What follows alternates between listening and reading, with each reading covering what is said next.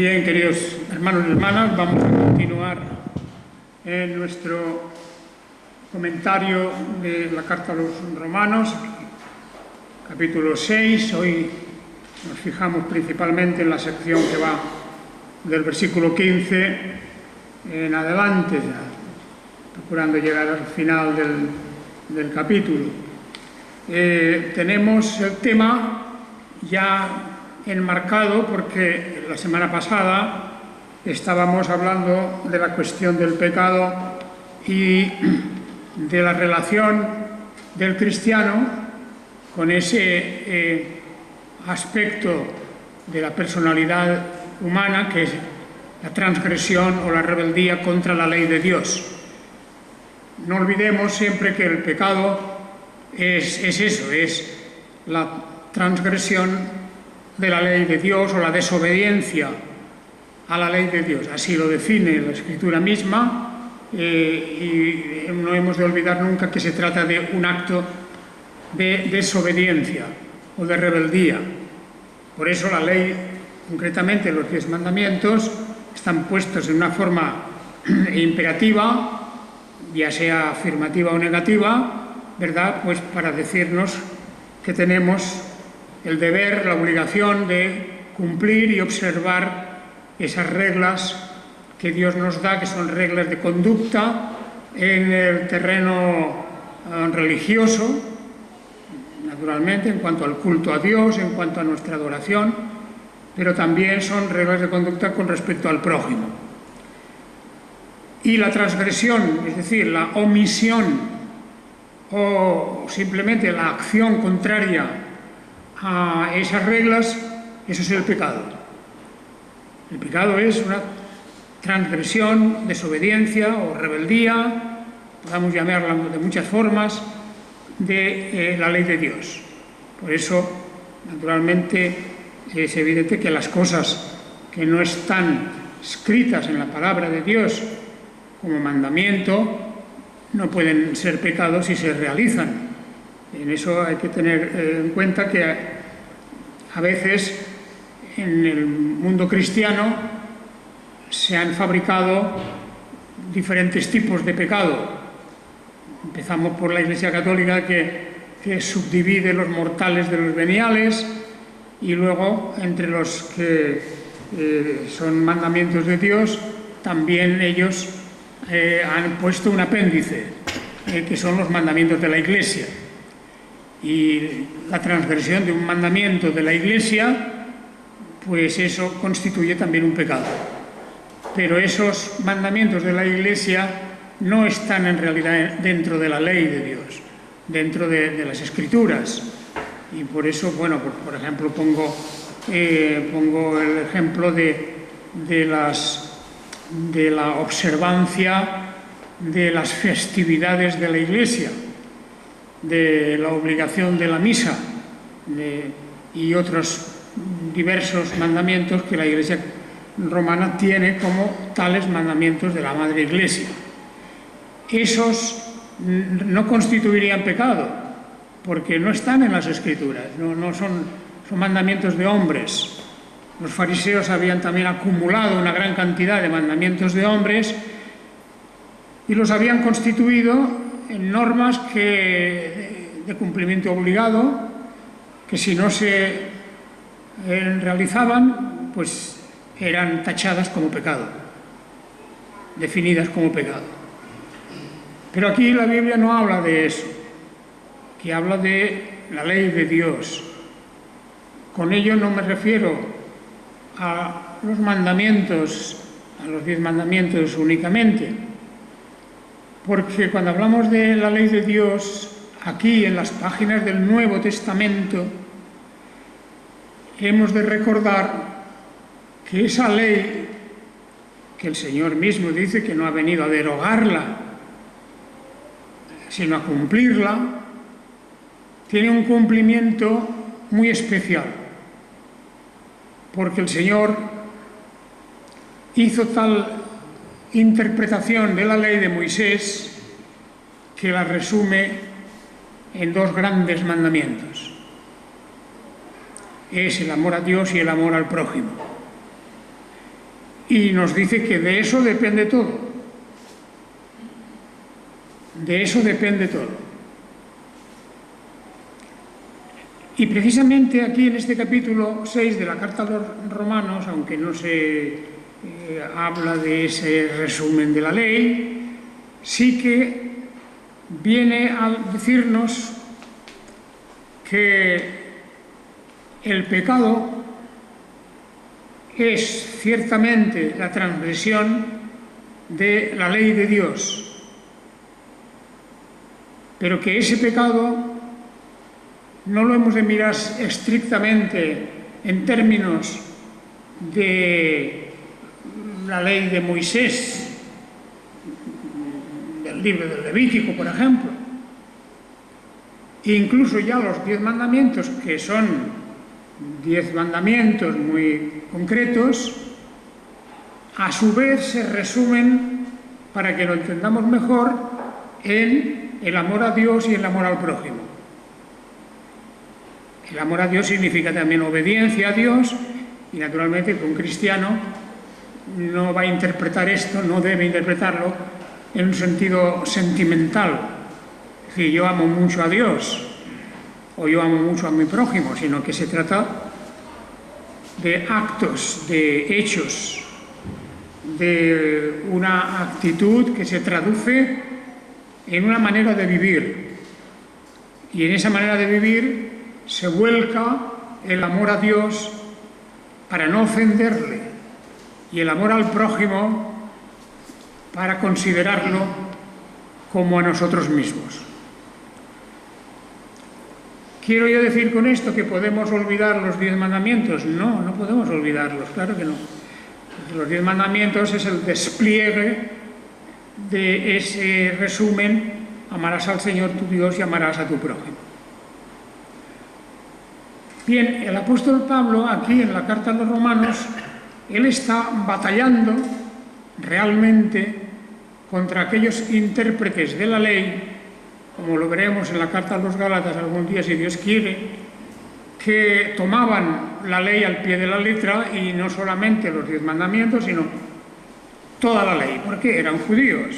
Como el judío de hoy se toma toda la ley de Moisés como una obligación total de cumplir.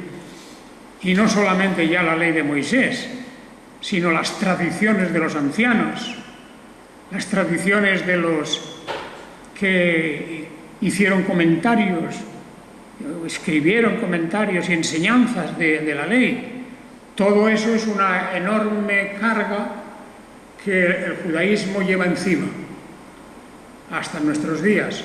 Y no hay que extrañarse que muchos judíos pues han dicho: yo no puedo con tanto, y han abandonado y hacen caso omiso de toda la ley.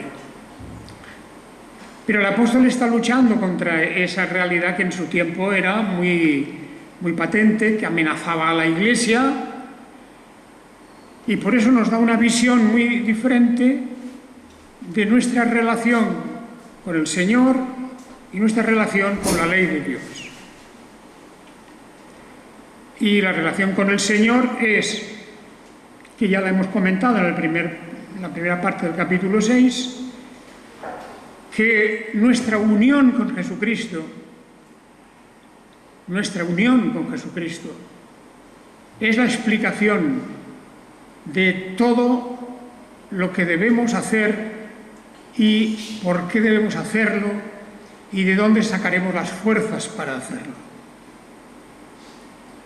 Es nuestra unión con Jesucristo, simbolizada aquí de varias maneras en el capítulo 6 al principio, por ejemplo, con los diversos aspectos de la obra del sacrificio del Señor Jesucristo, que fuimos sepultados con Él, que también hemos resucitado con Él y que también hemos sido injertados en Él.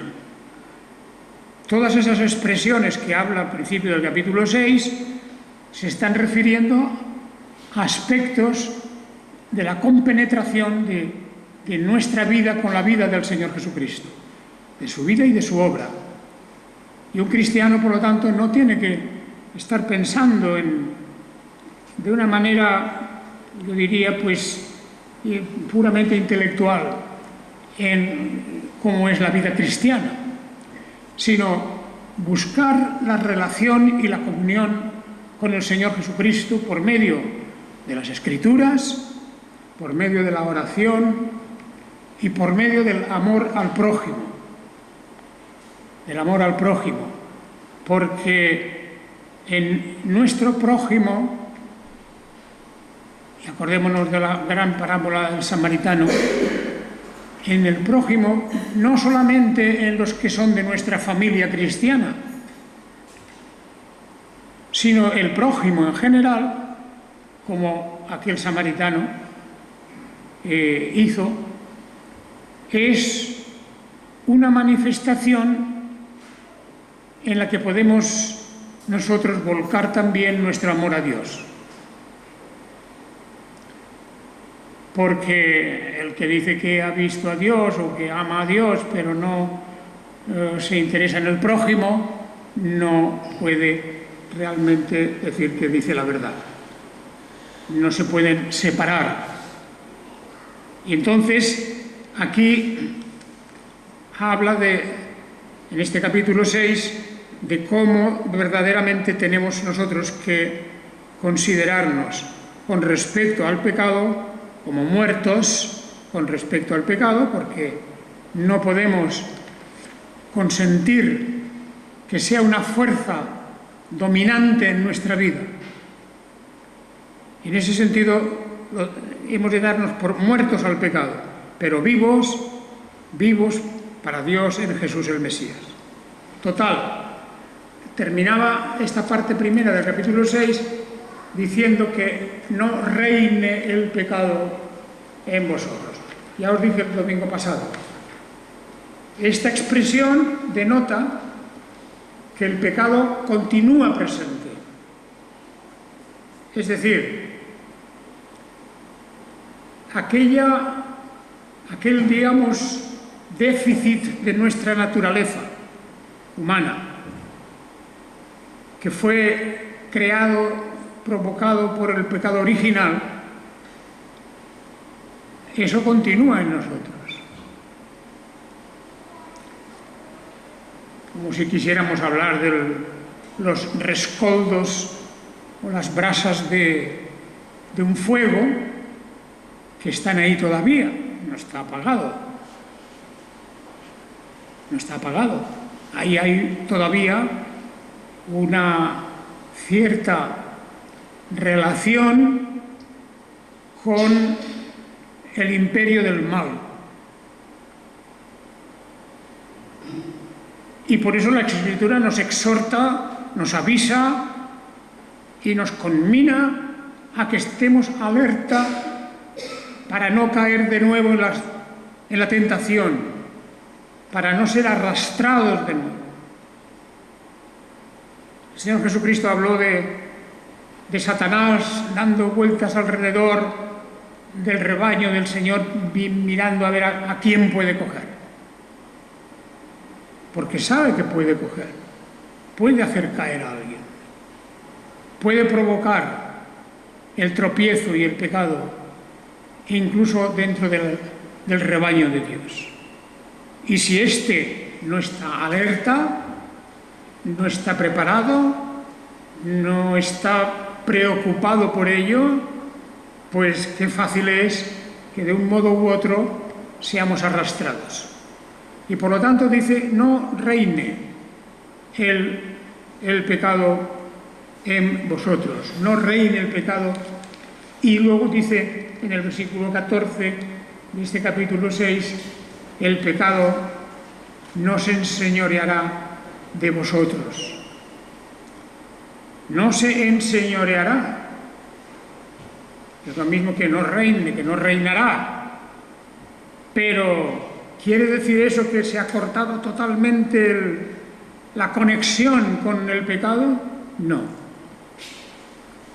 La cuestión es que debemos luchar, en primer lugar, para que no se enseñoree, porque eso ya es como el que abandona se abandona a sí mismo en brazos del pecado, que no reine en nosotros. Y eso requiere una atención continua en nosotros. Hemos de estar alerta, prontos, preparados, equipados con la armadura de Dios, y con eso podemos luchar. Por lo tanto, se establece una lucha que dura toda nuestra vida con el pecado, porque la tentación siempre está ahí. Y nuestra naturaleza no ha sido todavía absolutamente inmunizada contra el pecado. Nuestra santificación es un hecho progresivo, es un hecho que depende de la obra del Espíritu Santo, y nosotros debemos de seguir obedientemente la dirección, la instrucción del Espíritu de Dios a través de sus Escrituras. Y así el pecado no se enseñoreará de nosotros, entre otras razones. Primero, porque ya no estamos bajo la ley. Y eso es una consecuencia magnífica. Algo que podemos dar gracias a Dios, que no estamos bajo la ley. La ley se refiere a toda la ley mosaica, o las leyes de las iglesias. El capricho que puede tener una iglesia de decir, pues, no puedes beber vino y eso es pecado. O puede decir mil cosas. No estamos bajo ese tipo de leyes, ninguna, excepto la ley del amor a Dios y al prójimo, porque ese es el resumen de todo. En consecuencia, si estuviéramos bajo una ley, sí que podemos decir que tendríamos la batalla perdida. Los que se justifican por medio de la ley han caído de la gracia, están fuera, son incompatibles. La gracia es el perdón de Dios al pecador. La gracia es el perdón de Dios a aquel que ha transgredido de alguna manera esa ley, cosa que nosotros debemos reconocer que en un grado o en otro, en un punto o en otro, pues a lo largo de nuestra vida, lamentablemente tenemos que avergonzarnos de decir, sí, yo he pecado contra el Señor. Es verdad que después del pecado, para un cristiano viene el arrepentimiento. Es verdad que viene el reconocimiento de su culpa. Pero el pecado es el pecado. Y necesitamos una vez más recurrir a la gracia y a la misericordia de Dios, que verdaderamente es quien borra todos nuestros pecados y los elimina del todo, y nos presenta delante del Padre como aquellos que están totalmente limpios, con las vestiduras blancas, sin mancha ni arruga. Y ahí es donde hemos de dar gracias, como dice el apóstol, que no estamos bajo la ley, sino bajo la gracia. Muy bien, así que ya desde ahí en adelante, del versículo 15 en adelante, ya continúa con esa premisa que estamos diciendo, con todo este prólogo, pues entonces dice, bien, no estamos bajo la ley. Entonces, si no estamos bajo la ley, ¿qué? ¿Podemos pecar porque no estamos bajo la ley? ¿Tenemos vía libre? No, de ninguna manera, dice el apóstol en el versículo 15. Estamos bajo la gracia. Ya hemos dicho que no hay que tergiversar las cosas. Un cristiano está expuesto al pecado. Y si no está bien aferrado, injertado, si no está como, diríamos, bautizado, inmerso en Cristo Jesús, si no ha resucitado con Él, en su espíritu, en su conversión, pues es un cristiano que está en gran peligro de caer en las pruebas y en las tentaciones. Por eso dice, y es un hecho, fijaos, apela a nuestra voluntad también, porque estamos aquí hablando de una cuestión en la que interviene nuestras propias fuerzas, interviene nuestra voluntad, nuestros conocimientos, intervienen en esto.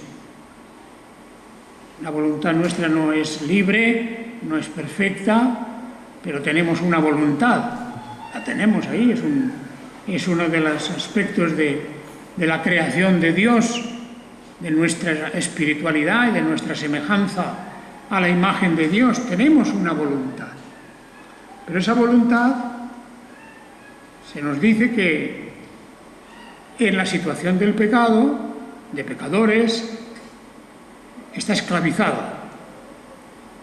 Está esclavizada. Y por lo tanto debemos de apelar a la gracia de Dios para que esa voluntad nuestra no siga el camino de destrucción que es la obediencia al mal y al pecado, sino que sigamos el camino de la verdad y de la justicia y de la santidad. Es un acto de voluntad. Por eso decía ya el domingo pasado, aquí el apóstol Pablo lo que está diciendo es: os estoy hablando ahora de una cosa en la que vosotros tenéis trabajo, vosotros tenéis que participar, tenéis que hacer un gran esfuerzo, tenéis que utilizar los medios, las herramientas que Dios os ha dado. Tenéis la palabra de Dios que nos santifica, que aclara nuestra mente, que no permite que nos veamos arrastrados por el pensamiento de este mundo. Todo eso es una responsabilidad nuestra. Estamos hablando de la santificación, que también es una obra de Dios, por supuesto, y sin ello no se podría. Pero en esa obra estamos nosotros involucrados. Dios actúa en nosotros y a través de nosotros, por medio de su palabra, por medio de su espíritu, para que nuestra conducta, nuestro ejemplo, nuestras acciones y obras sean agradables a Dios y en conformidad con su santa palabra. Porque dice el apóstol en el versículo 17, dice: pero gracias a Dios que aunque erais esclavos del pecado, habéis obedecido de corazón a aquella forma de doctrina a la cual fuisteis entregados. Y habiendo sido libertados del pecado, fuisteis hechos siervos de la justicia.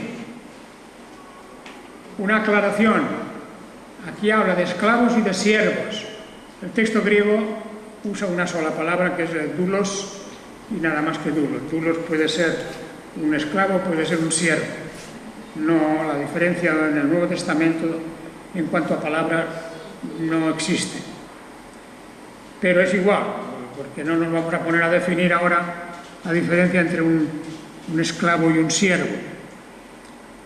Tal vez el traductor aquí no ha querido poner la palabra esclavo como para obedecer a Dios, porque en la palabra esclavo hay una connotación negativa, que es del maltrato, incluso de como a veces han llegado allí como prisioneros de guerra, etcétera, y eso puede ser que tenga sentido en algunos pasajes. Aquí no, porque es que además en el texto griego de este pasaje siempre es doulos. Y doulos es un siervo, un esclavo. En el mundo antiguo, a veces la diferencia entre siervo y esclavo pues era mínima. Muchos siervos habían sido primero esclavos. Esclavos en el sentido de que no tenían libertad ninguna. Y los siervos pues podían estar en una condición de libertos, en una condición de redimidos, de alguna manera, y por lo tanto gozaban de libertad. Eso era posible. Por tanto, nosotros no tenemos que hacer ningún juego de palabras aquí.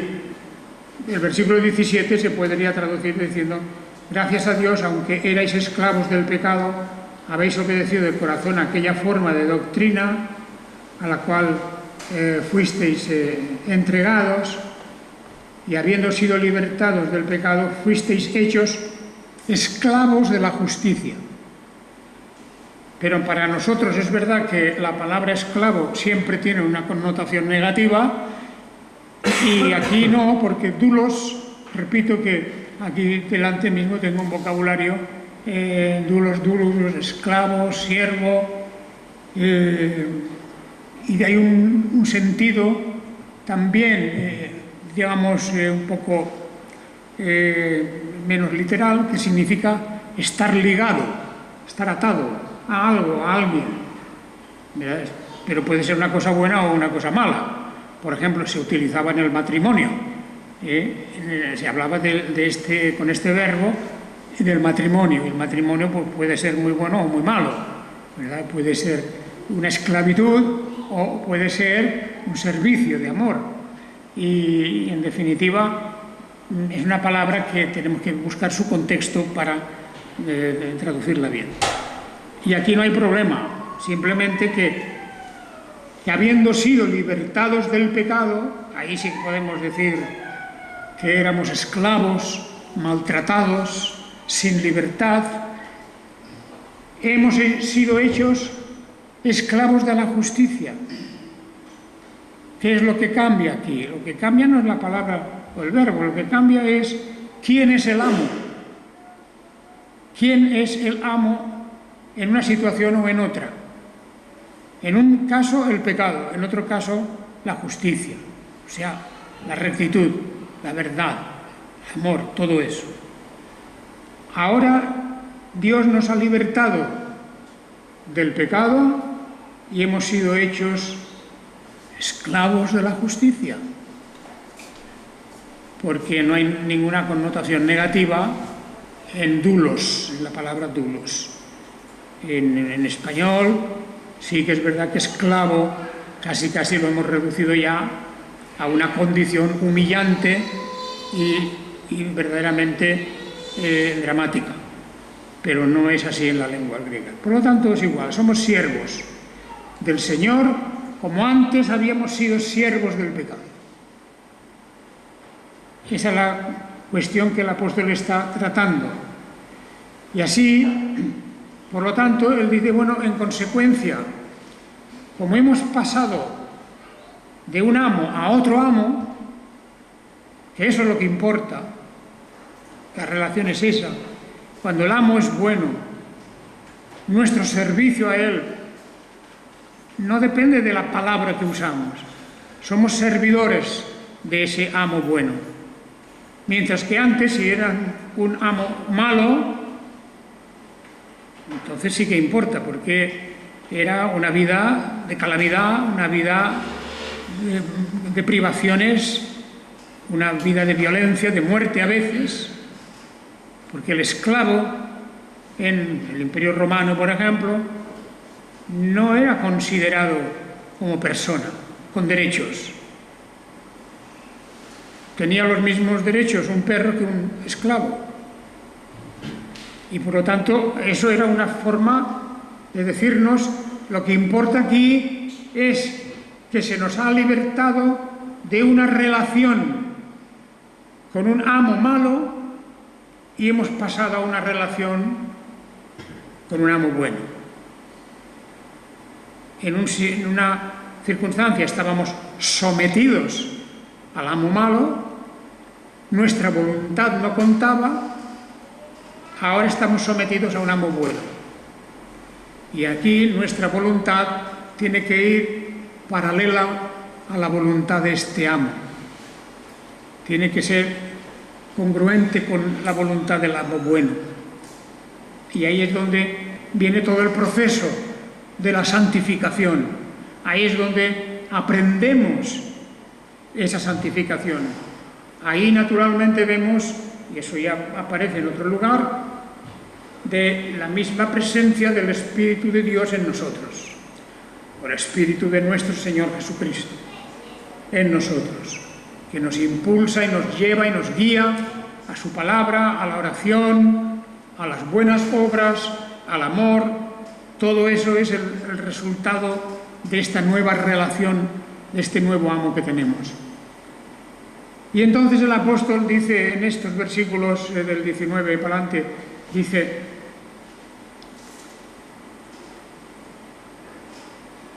voy a daros un consejo, que de la misma forma que así como habíais entregado, dice, vuestros miembros significa todo, vuestro cuerpo, vuestra mente, todo lo que somos. Habíamos entregado todo lo que somos como esclavos a la inmundicia y a la iniquidad, versículo 19, así ahora, para santificación, presentad vuestros miembros como siervos a la justicia, a la verdad, a la rectitud. Cuando habla de miembros, no pensemos tanto en la mano, el pie, la cabeza, etcétera. Pensemos nuestro cuerpo entero, nuestro ser, todo lo que somos. Nuestra parte material y nuestra parte espiritual. Todo. En ese himno que cantamos es espíritu, alma y cuerpo. Bueno, pues eso, que no entremos ahora sí en teorías teológicas, es tripartito, bipartito, todo lo que sea. Somos materia por un lado y espíritu por otro.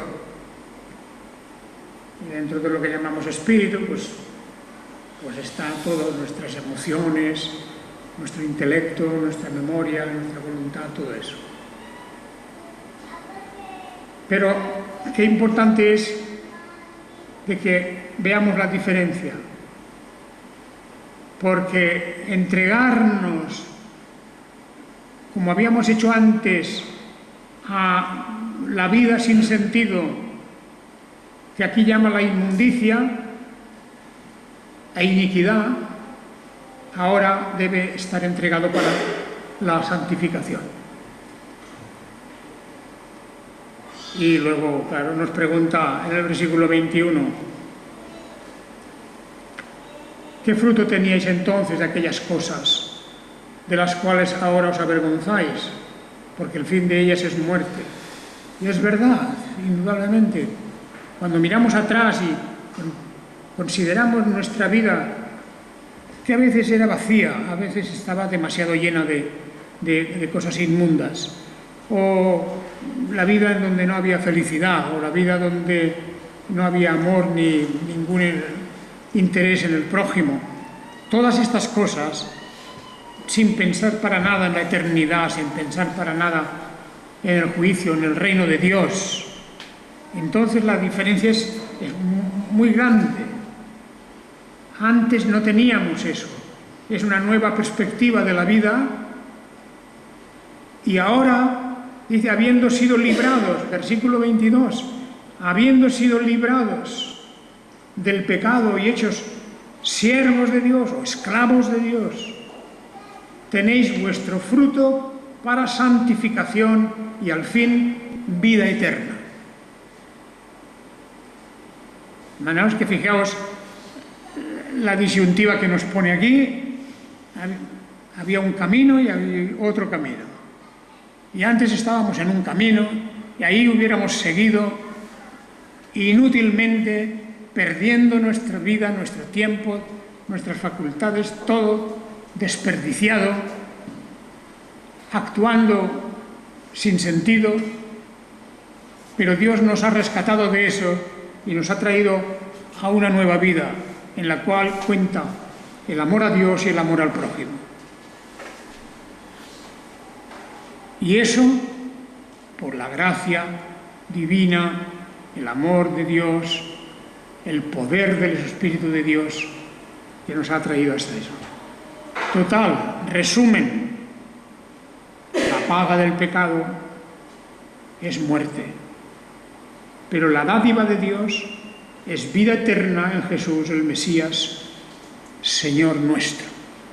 Y ahí tenemos la gran disyuntiva de dos formas de vida, no hay más que dos. La humanidad no se divide simplemente en ricos y pobres, o altos y bajos, o negros y blancos. La humanidad se divide en aquellos que están en el camino de la salvación, que han sido rescatados, y de los que están aún en el camino de la muerte. Por lo tanto, termina el capítulo con este versículo: porque la paga del pecado es muerte, pero además segura. No es solo muerte física, quiere decir también condenación, pero la dádiva de Dios es vida eterna en Jesús el Mesías. La diferencia, ¿verdad?, entre la paga y la paga del pecado. Tú realizas un esfuerzo para estar viviendo como te guste, y realizas ese esfuerzo y bien, sí, es verdad, tienes una paga, pero es muerte.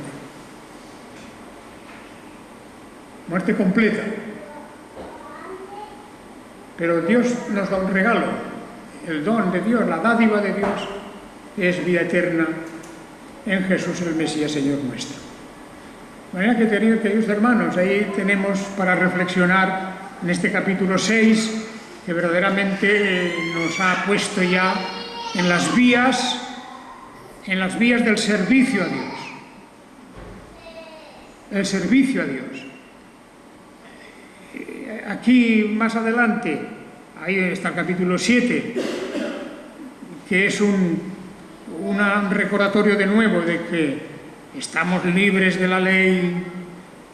Eso está claro ya, pero vuelve a repetir eso, y también del propósito de la ley, para que quede claro, porque a nosotros tal vez no nos molesta tanto el tema ese, pero a los judíos del tiempo de Roma, en esta carta, les preocupaba muchísimo. Cristianos que venían del judaísmo, y el apóstol hace aquí. Pero luego ya pasa a hablarnos de la vida en el Espíritu, de la vida cristiana. Con ese versículo tan bonito que empieza en el capítulo 8, ahora pues ninguna condenación hay para los que están en Jesús el Mesías, porque Él es nuestro refugio, pase lo que pase. Que el Señor os bendiga.